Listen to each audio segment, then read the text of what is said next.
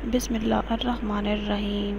السلام علیکم، کیسے ہیں پیارے ساتھیوں؟ امید ہے اللہ پاک کی رحمت کے سائے میں ہوں گے۔ اللہ پاک ہم سب کو آنے والے برے وقت سے بچائے، اللہ پاک ہمیں برائی سے دور رکھے، اللہ پاک ہمیں نیکوکاروں میں شامل کرتے، آمین یا رب العالمین۔ آج جس سورت کے فوائد اور فضیلت میں لے کر آئی ہوں وہ سورہ حج ہے۔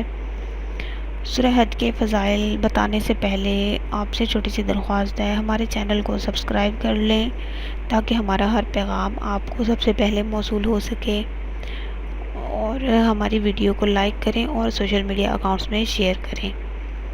سورہ حج کے موقع پہ اتاری گئی، اور حج اس میں بیت اعظم کا یعنی حج کا جو ہے وہ بیان کیا گیا۔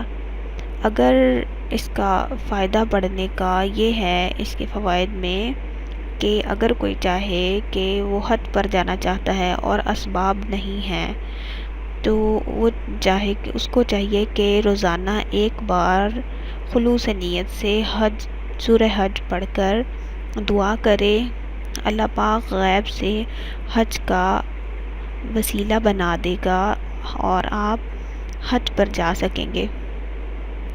اور اگر کوئی سفر کرنا چاہتا ہے، جیسے جہاز کا سفر کرنا چاہتا ہے یا بحری جہاز کا سفر کرنا چاہتا ہے یا ویسے سفر کرنا چاہتا ہے، وہ چاہتا ہے کہ وہ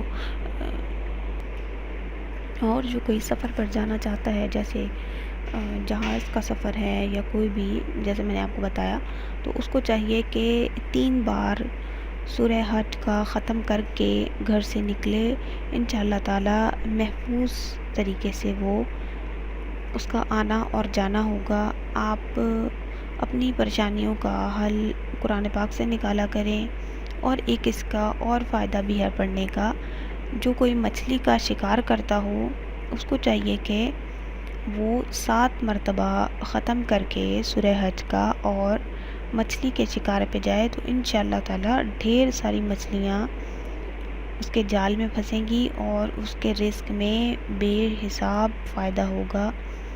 یہ اس کے چھوٹے سے فوائد ہیں پڑھنے کے۔ اس کو آپ اپنی تمام مشکلوں اور پریشانیوں کا حل قرآن پاک میں سے تلاش کیا کریں۔ اسی کے ساتھ میں اجازت چاہوں گی، اگلی ویڈیو کے ساتھ حاضر ہوں گی، تب تک کے لیے اللہ حافظ۔